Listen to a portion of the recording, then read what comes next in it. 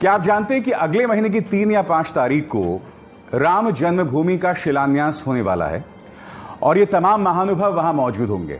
प्रधानमंत्री नरेंद्र मोदी, मुख्यमंत्री योगी आदित्यनाथ, गृह मंत्री अमित शाह, भारतीय जनता पार्टी के मार्गदर्शक लालकृष्ण आडवाणी। जी हां, यानी कि राम मंदिर की जमीन की नींव रखी जा रही है। मगर मैं ये सोच रहा था कि जब ये तमाम महानुभाव वहां मौजूद होंगे तो वो भगवान राम से कौन सा वरदान मांगेंगे। मैं आपको बताता हूं योगी जी, आपको कौन सा वरदान मांगना चाहिए। आपको भगवान राम से यह वरदान मांगना चाहिए कि हे राम, आप मेरे राम राज्य से देश की, राज्य की जनता को बचाएं। जी हां, उत्तर प्रदेश के राम राज्य से अब सिर्फ राम ही बचा सकते हैं। और मैं आपसे ऐसा क्यों कह रहा हूं, मैं आपको बताने वाला हूं।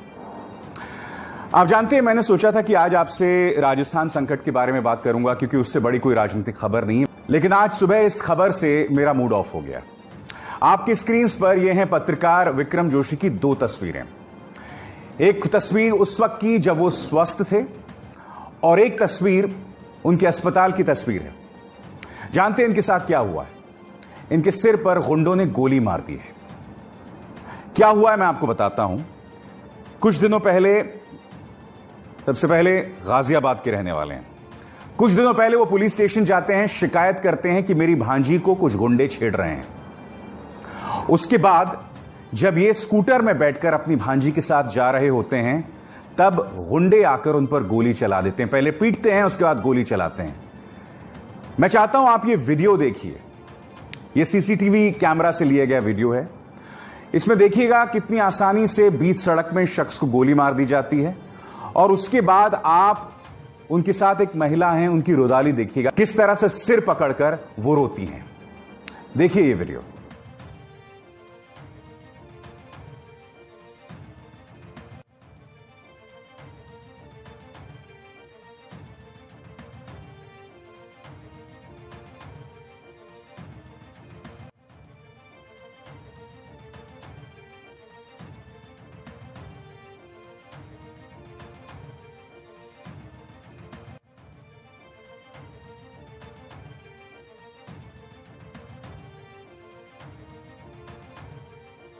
यह हकीकत है उत्तर प्रदेश के लॉ एंड ऑर्डर की। और यह कहां हो रहा है? यह हो रहा है गाजियाबाद में, यानी कि दिल्ली के एनसीआर रीजन में। यहां कुछ भी हो सकता है।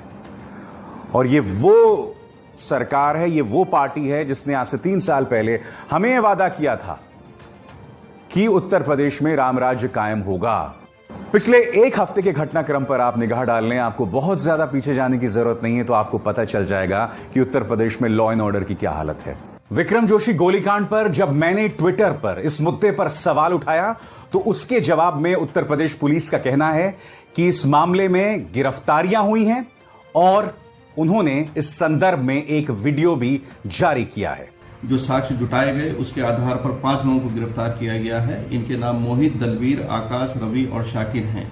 इन सभी को गिरफ्तार कर जेल भेजा जा रहा है। वहीं इनके बयानों से जो कुछ और नाम और तथ्य प्रकाश में आए हैं, उसके लिए विवेचनाएं और धरपकड़ जारी है। मगर सवाल वही का वही बना हुआ है। अगर विक्रम जोशी की शिकायत पर उस वक्त कार्रवाई की गई होती तो क्या उन पर गोली चलाई गई होती? क्या यूपी पुलिस इस सवाल का जवाब देगी? अब एक वीडियो मैं आपको दिखाता हूं। वीडियो नहीं, मैं आपको एक तस्वीर दिखाता हूं।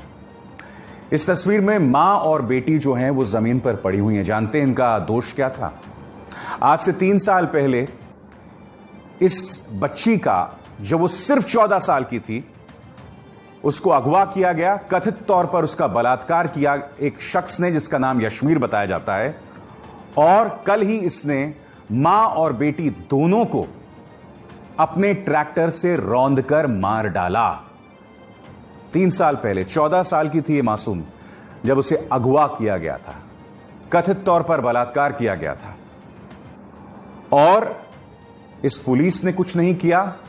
आज की तारीख में मां और बेटी दोनों अब सीसीटीवी में कैद छेड़छाड़ का विरोध करने पर पत्रकार को गोली मारी, 5 गिरफ्तार।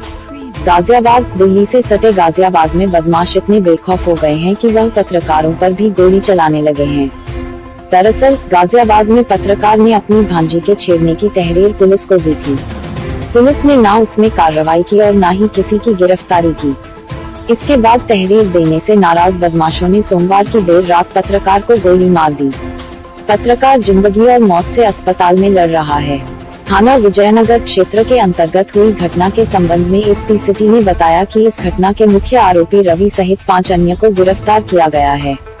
घटना की एक सीसीटीवी फुटेज सामने आई है, जिसमें देखा जा सकता है कि 5-6 बदमाश जोशी को घेर कर मार रहे हैं। तभी एक दूसरा अपराधी आता है और उनके सिर में बिल्कुल करीब से गोली मार देता है।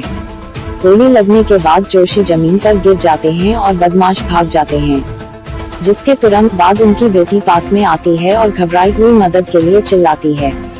विक्रम जोशी का कसूर बस इतना था कि उनकी भांजी को लगातार छेड़ा जा रहा था और उन्होंने उन बदमाशों के खिलाफ थाने में शिकायत दी थी। तहरीर देने से नाराज बदमाशों ने सोमवार रात विक्रम को गोली मार दी। विक्रम के सिर में गोली लगी है, वह गंभीर हालत में यशोदा अस्पताल में भर्ती है। हालांकि पुलिस का कहना है कि जो भी होगा आरोपी होगा, उस पर कार्रवाई की जाएगी। लेकिन सवाल ये है कि अगर पुलिस कार्रवाई करती तो शायद विक्रम आज अस्पताल में भर्ती न होता।